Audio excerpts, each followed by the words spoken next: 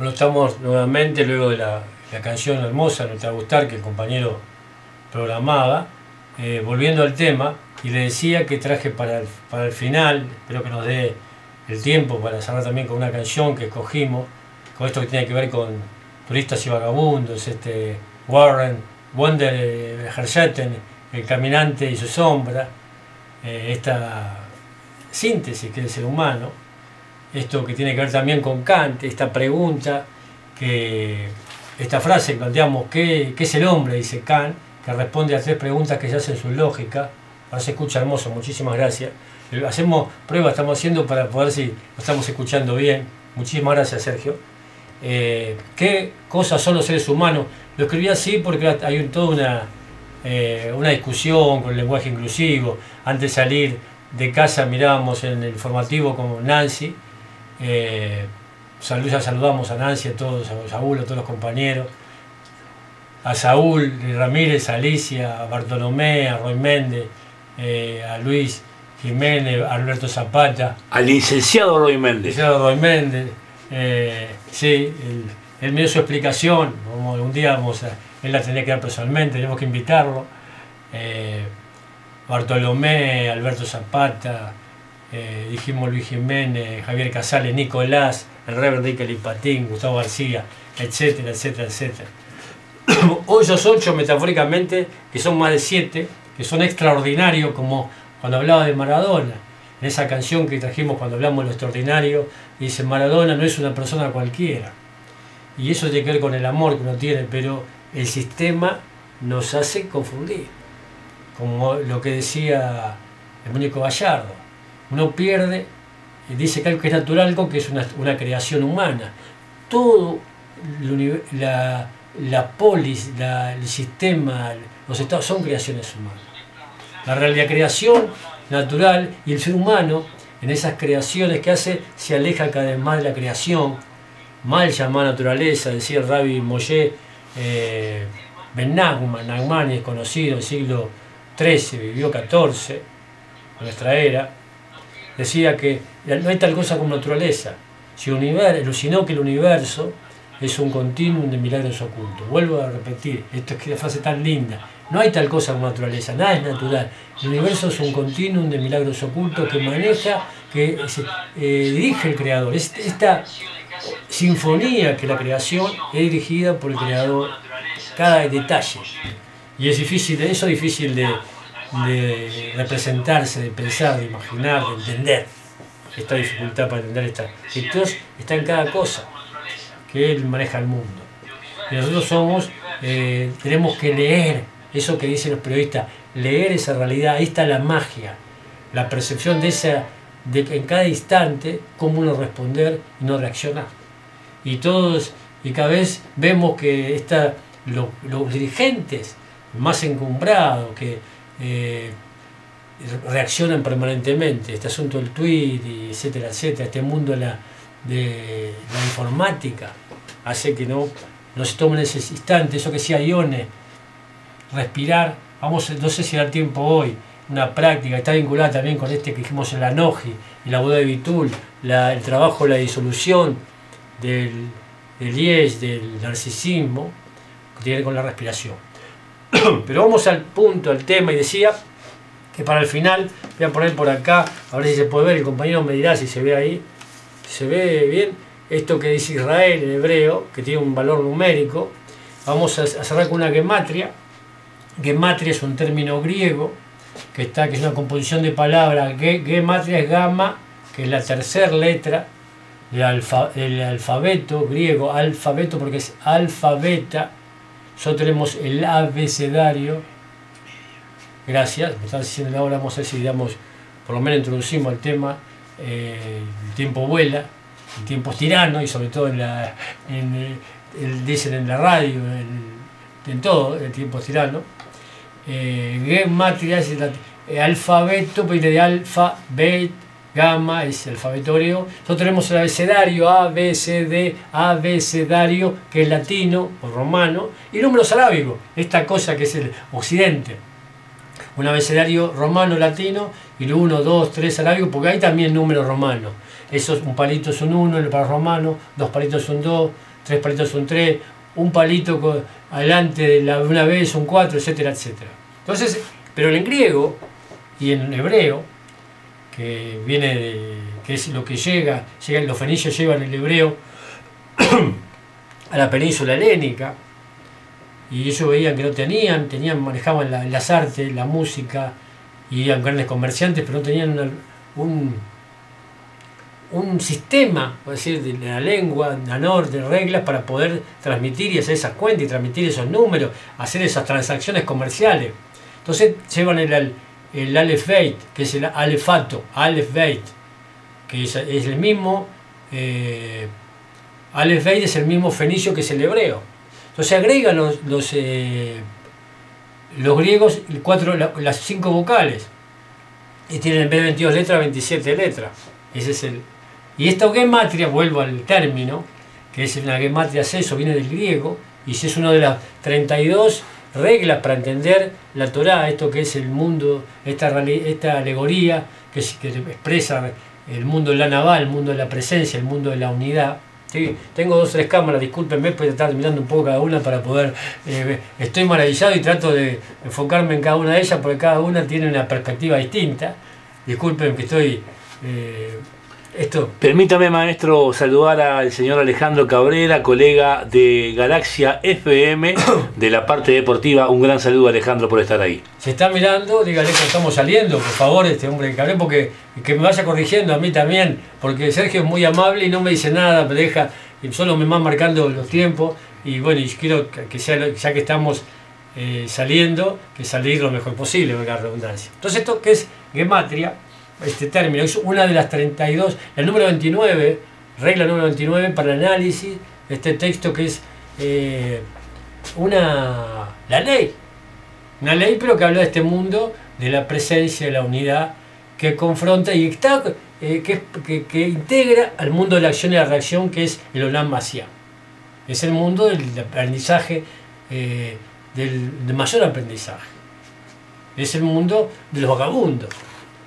No es el mundo de esto que dice Fito Páez, después el costado del camino.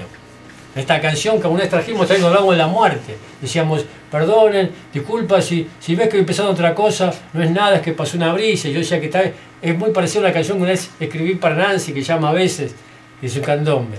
Pero él dice que se pone al costado del camino, y no. El mundo de la acción, el mundo de la Olam Masiá, es ponerse en el camino. Este mundo de los migrantes, el mundo de los vagabundos.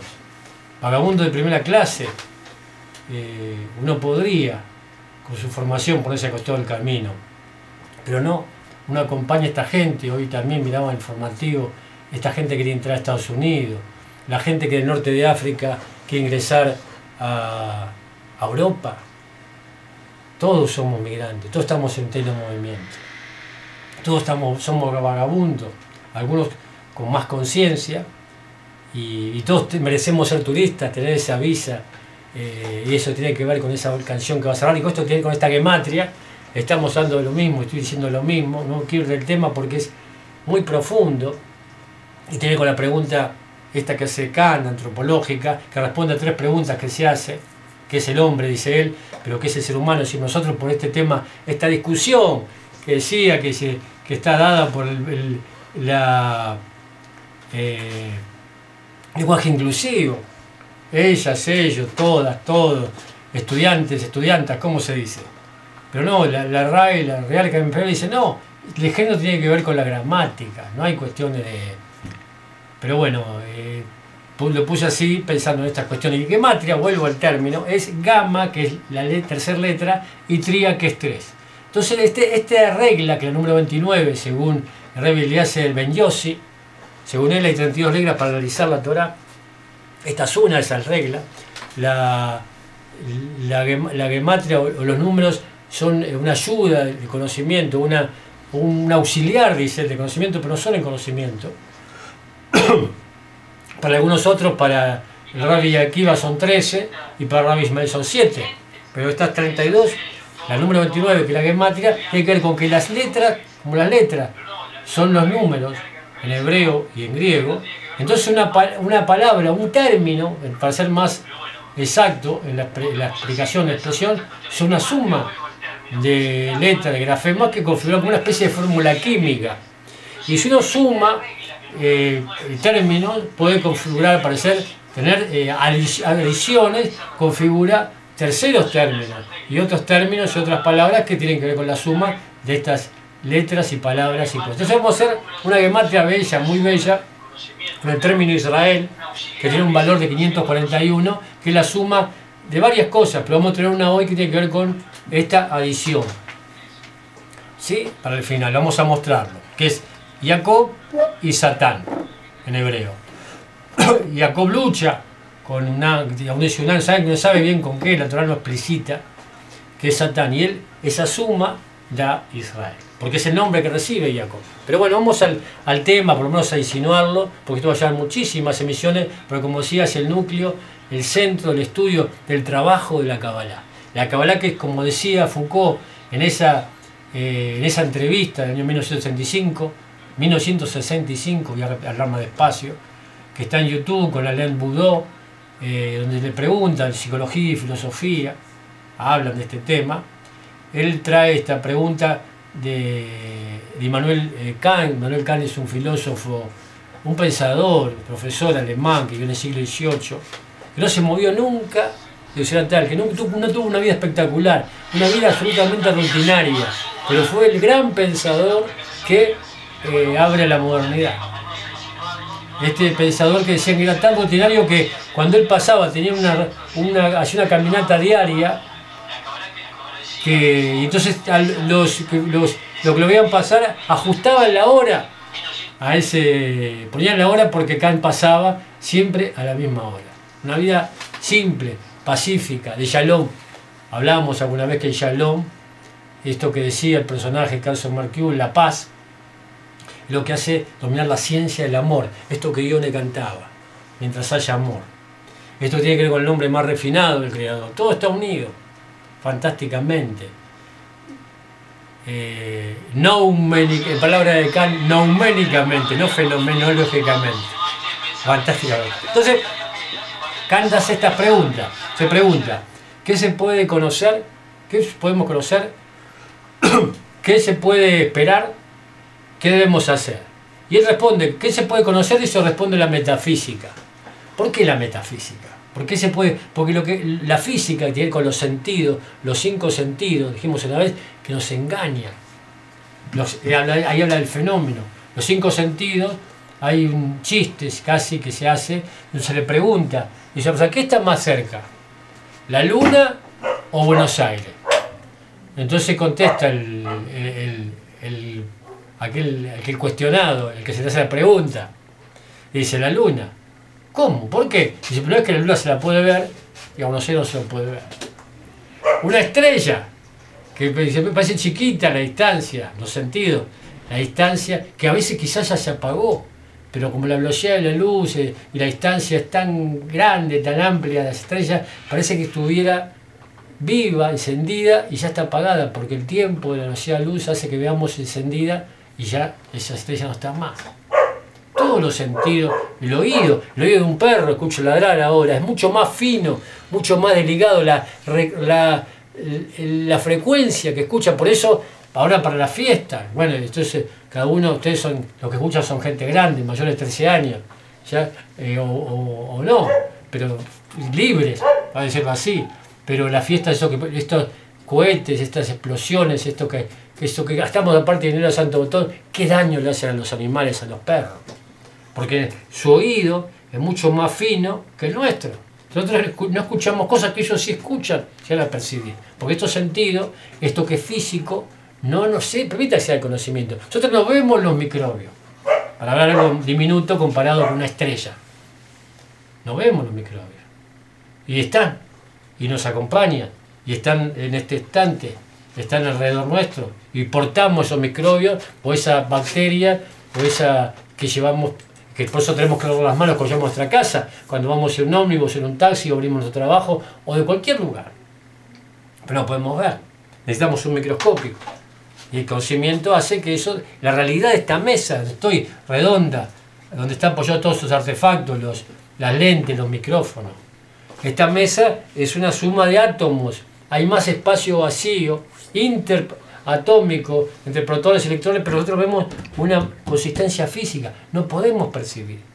El conocimiento de la física cuántica, de Einstein y con Einstein y con otros para acá y más plano, demuestra que no hay tal realidad física, consistencia. Pero nosotros vemos, perdón que haga ruido, me dice el compañero que no haga sonar porque se escucha con mucha fidelidad. Entonces, el conocimiento, dice que lo que podemos conocer es metafísico, está más allá del mundo de la acción y la reacción, otra vez. Y eso tiene que ver con la metafísica. No se puede conocer, es algo que está más allá de nosotros. En la ciencia, también dice Rabbi Shakir, la ciencia va a hacer las paces con la Torá. Esto que son, esta terminología que está en hebreo, esto que nos muestra la gematria, voy a traer el mismo término, esto que es la crema, la Kabbalah, porque la Kabbalah académica es la terminología hebrea.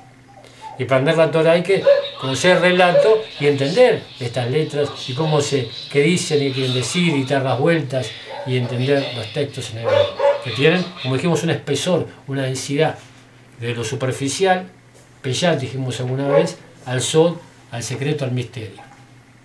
Entonces, esto es lo que puedo hacer, es metafísico, decía él. ¿Y qué se puede esperar? Decía él. Entonces dice que los rezos responde, él decía y después cuestiona, y el rey de turno, Guillermo llamaba, no sé qué número, segundo, tercero, le hace una crítica a la religión otra vez institucionalizada, esto que decíamos, otra institución como la religión protestante, en su caso la iglesia protestante. Él escribe un libro que después, cuando fallece y está su hijo, su heredero, le permite, porque la razón trasciende el dogma, discute, pone en tela de juicio. Entonces dice que ¿qué se puede esperar? Está vinculado con las creencias personales. Algunos no creen en nada. Hay un libro de Humberto Eco que se llama ¿En qué cree lo que no cree? Entonces, si uno cree en sus sentidos, valga la redundancia, no cree más allá de lo que puede ver, tocar o oler, está limitado. Cree en eso eso que se llama escepticismo, cree en eso. Y eso es lo que se puede esperar. Uno puede esperar más que lo que uno de esta vida, que tiene que ver con finita, que tiene con esto también, que la pregunta que hace como ser, que dice el hombre, es el ser humano finito, no el ser humano de la infinitud, lo teológico o lo cosmológico. Eso que es la definición de lo humano. Y qué se puede esperar y qué queremos hacer, que es la moral. Y la moral está vinculada, que la palabra es latina, moral viene de mores, que es costumbre, y podemos esperar de acuerdo a nuestra educación. Porque si uno tiene un papá que se levanta a 12 del mediodía y no trabaja, es muy difícil que trabaje, que le dé un valor al trabajo. ¿Sí? Entonces esa costumbre, eso que uno observa en su entorno, en su comunidad, eso es lo que uno dice que se puede hacer. Hay excepciones, hay gente que se cría en ámbitos, en hogares donde no hay mucho aprecio, mucha valorización del trabajo, y el estudio y el trabajo son casi los mismos, que entonces, pero igual han dedicado su esfuerzo y han salido trabajadores, va a ser así, o estudiosos, o curiosos, eso se tiene con el estudio. Pero hay otros casos también donde hay gente que trabajaba y curiosas, y los hijos o las hijas, para hablar de lenguaje inclusivo, no son así. Entonces, pero lo que se puede hacer, lo que se hace es lo que tiene con eso, la moral, la costumbre. Y hay morales de época.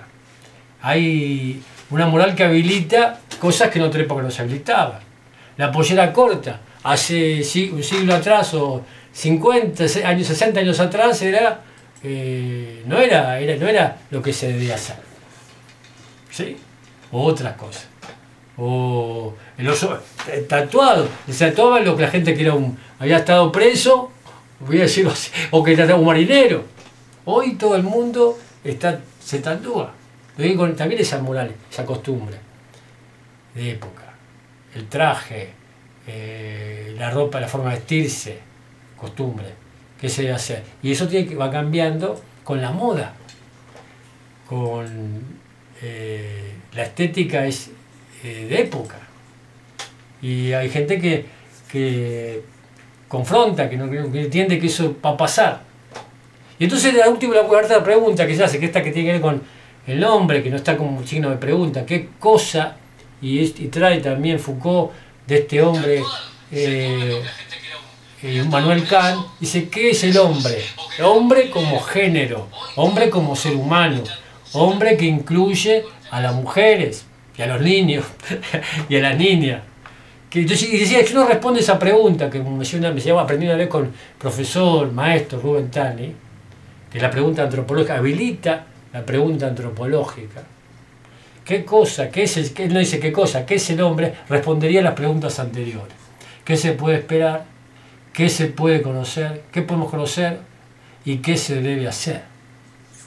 Porque el problema, como me enseñó este maestro, Rubén Tani es un licenciado en filosofía, antropólogo, lingüista, que escribió en la década del 90, pueden buscar en internet, junto con Sandino Núñez, en el diario La República, hay un suplemento que se llamaba La República de Platón, donde hinca el diente con forma muy ácida, critica el neoliberalismo, en forma absolutamente culta, ¿no? Y refinada, académica, con un seudónimo, Ferrari Brown.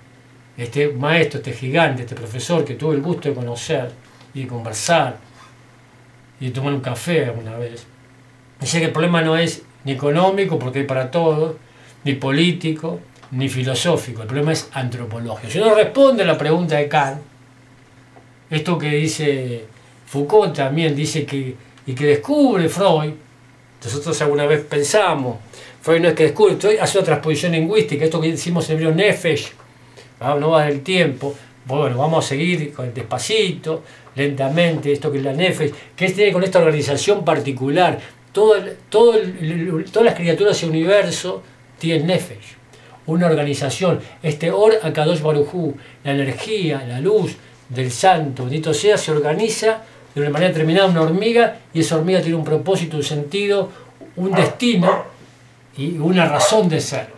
Un mosquito, una abeja, una estrella, un elefante, una planta, un árbol, tiene un sentido específico, la medicina.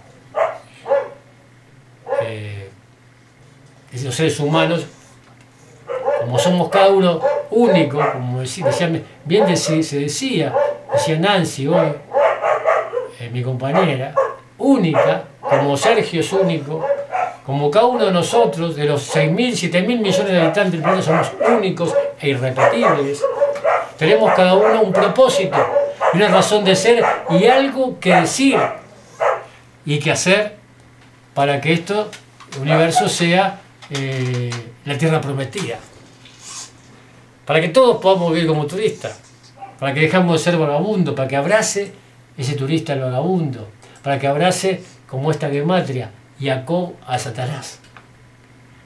Y dejemos de pasarla mal, de decirlo así, y disolver este sistema de perversión, porque no tiene que ver con destruir nada, tiene que ser consciente del daño que estamos haciendo a la creación. Decía Kant, para traer una frase, hablamos la semana pasada de carisma, y magia, y carisma, y magia, y carisma, hablamos de Orpanín, que la palabra para rostro es la misma que interioridad. Y Kant dice que la cara es bella, el rostro es bello porque refleja el alma. Y la creación es bella, y eso sí que hay rostros que no son tan bellos porque no refleja, no encuentra el sentido, esa alma, esa nefesh, no tiene esa dirección adecuada, no está alineada con su voluntad, con su propósito. Entonces no es, ahí decíamos, se ve angustia en el rostro, dolor, tristeza, enojo, insatisfacción, etcétera, etcétera, etcétera. Entonces el rostro no es bello. Tiene que ver con otra vez la época, la cosmética,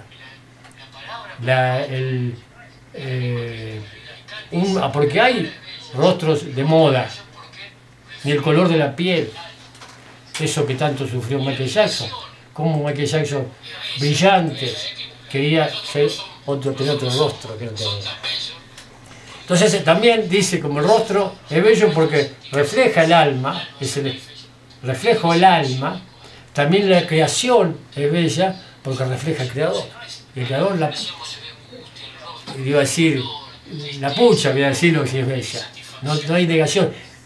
En su hábitat, un león, un elefante, una abeja, una mariposa, una montaña, un río, una cascada, un manantial, un llano, un árbol, un bosque, un jardín, una rosa.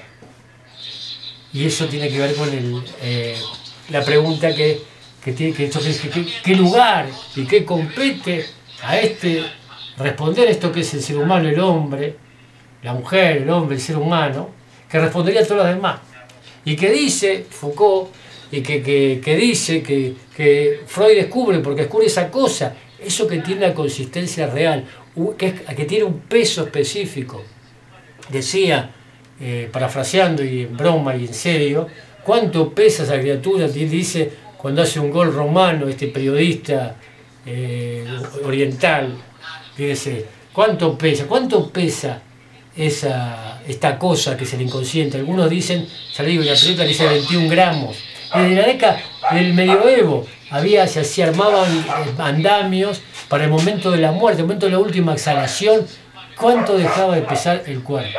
Para escuchar el peso, voy a decir el término vulgar, el alma, la nefes, que partía el cuerpo, quedaba el cuerpo inerte.